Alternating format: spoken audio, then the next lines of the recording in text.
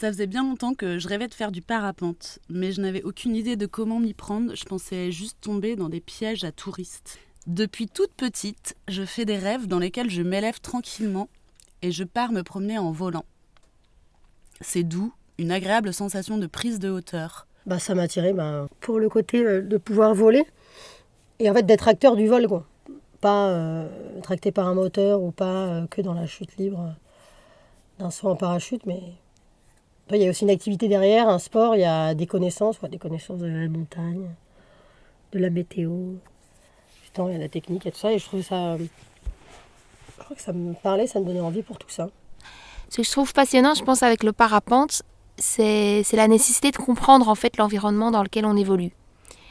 Parce que oui, on peut peut-être voler avec un simple bout de toile au-dessus de sa tête, mais pour ça, il faut vraiment être capable d'observer, d'analyser les vents, les conditions météo, le relief. Le parapente, ça nécessite vraiment de prêter une attention particulière à tout ce qui nous entoure. Et je pense que c'est ça que je trouve passionnant.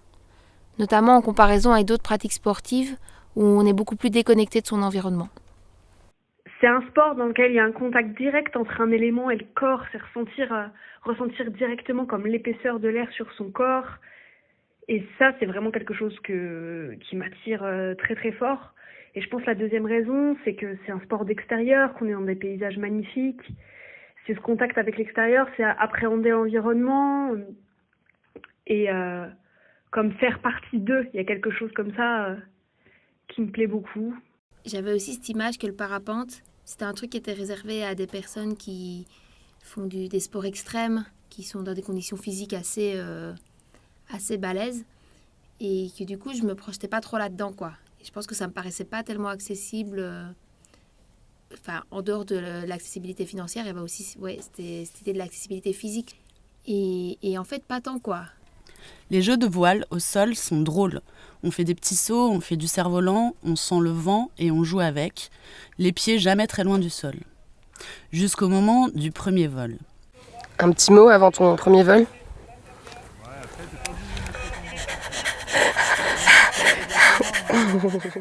Le premier décollage, tu flippes comme je sais pas quoi, y a pas de comparaison possible, juste t'acceptes de courir le plus vite que tu peux et tu sais pas ce qui va t'arriver les secondes d'après, c'est un abandon total, quoi.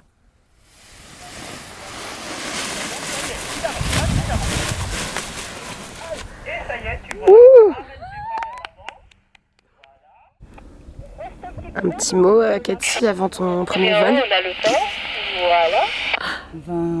Vivement. C'était peut-être un peu l'insouciance de la première fois, mais j'étais plutôt en confiance lorsque je me suis lancée au premier décollage. Mon premier vol, ça a été super vite.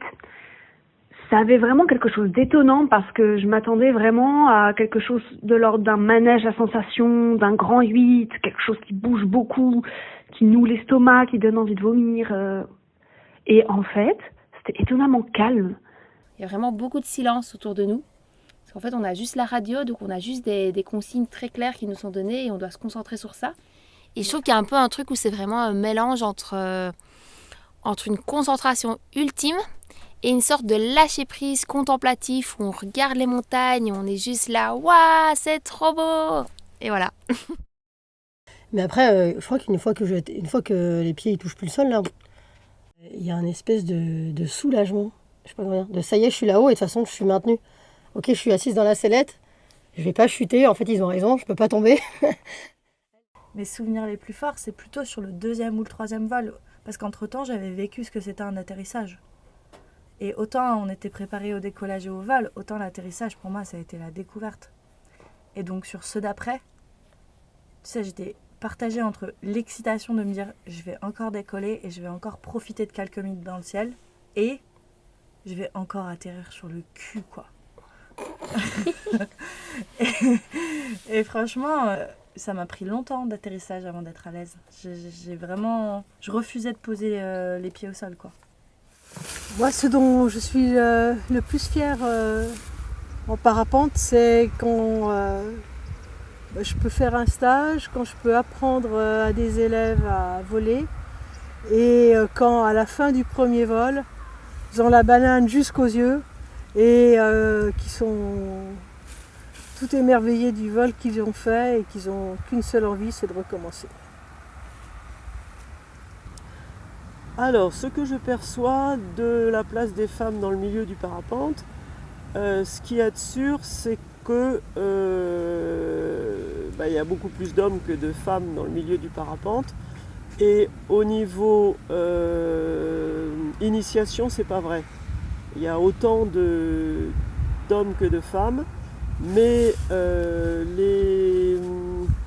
les contingences matérielles font que souvent les filles commencent l'initiation et puis il y a les enfants qui arrivent, ou il y a des enfants déjà à la maison, ou il y a plein d'autres choses à faire et il y a des choix à faire, et le parapente, même si c'est une passion, c'est pas forcément la priorité, et du coup le public féminin a du mal à continuer l'activité.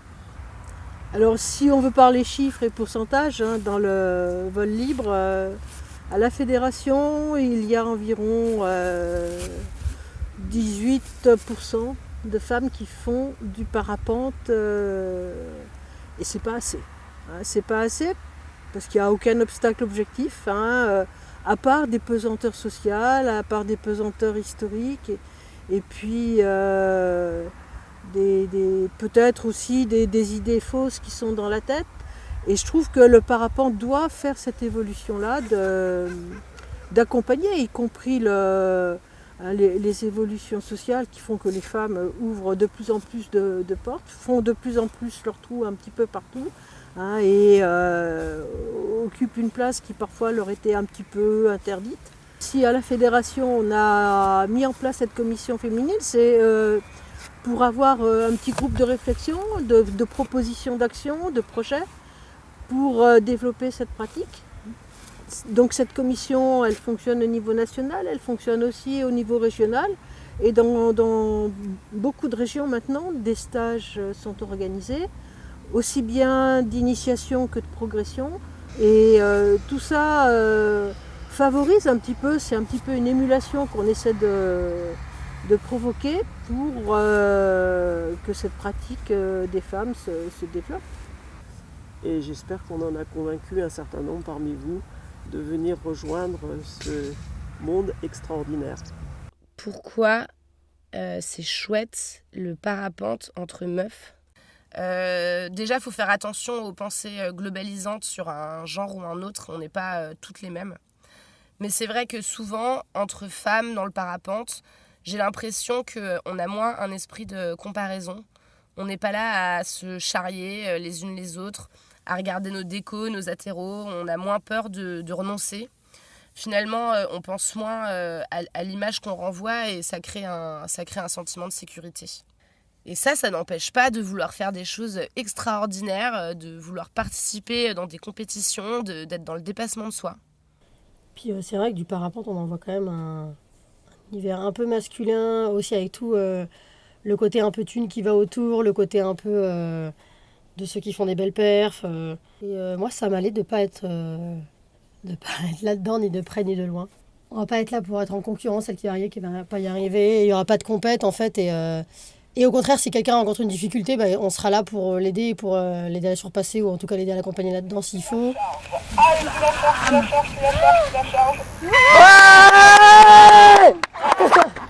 C'est vous les prochaines! J'avais besoin de me sentir dans un cadre où j'allais pouvoir exprimer mes peurs, mes émotions, et que j'allais pas être jugée pour ça, et qu'au contraire j'allais être soutenue. Et en fait ça, c'est dont j'avais envie, et en fait c'est exactement ce que j'ai vécu, quoi. J'ai l'impression que ça aurait pas été pareil, ça avait pas été en non-mixité. Ça aurait pas été pareil parce que moi j'aurais pas osé exprimer aussi librement mes peurs. Et je pense que face à moi, j'aurais pas eu des personnes aussi réceptives et aussi prêtes à me soutenir. Savoir que là j'allais avoir des monitrices qui étaient pas des hommes, et ben en fait ça me fait du bien de me dire que, je sais pas, il y a un truc qui va faire un truc plus équilibré en fait dans ma relation par rapport à la personne qui m'apprend, quoi.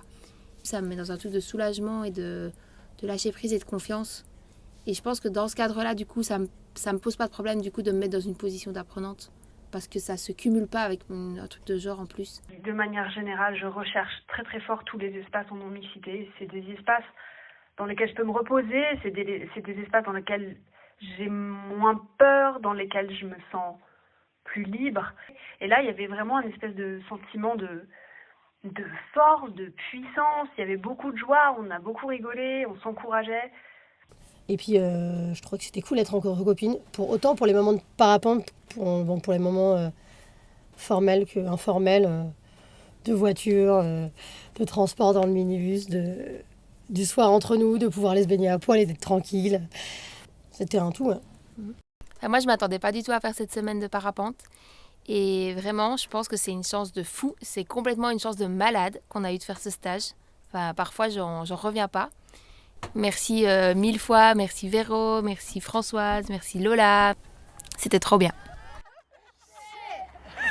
Vous êtes prête à partir? Vous faites cuit-cuit si vous êtes prête à partir? Allez, on commence à charger la ventrale pour commencer à courir. On commence à courir et on lève les mains pour accompagner les élévateurs. On accompagne les élévateurs, on lève les mains, on temporise et on court à fond. Ça commence. Ah, très beau, très beau.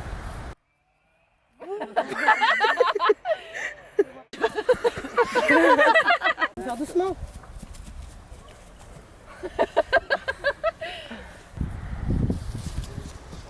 Ah si, c'est visuel, c'est visuel, c'est visuel.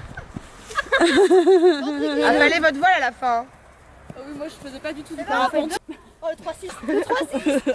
Allez, le 3-6 biplace. Faire un tour de sellette. Oh là là. Excellent.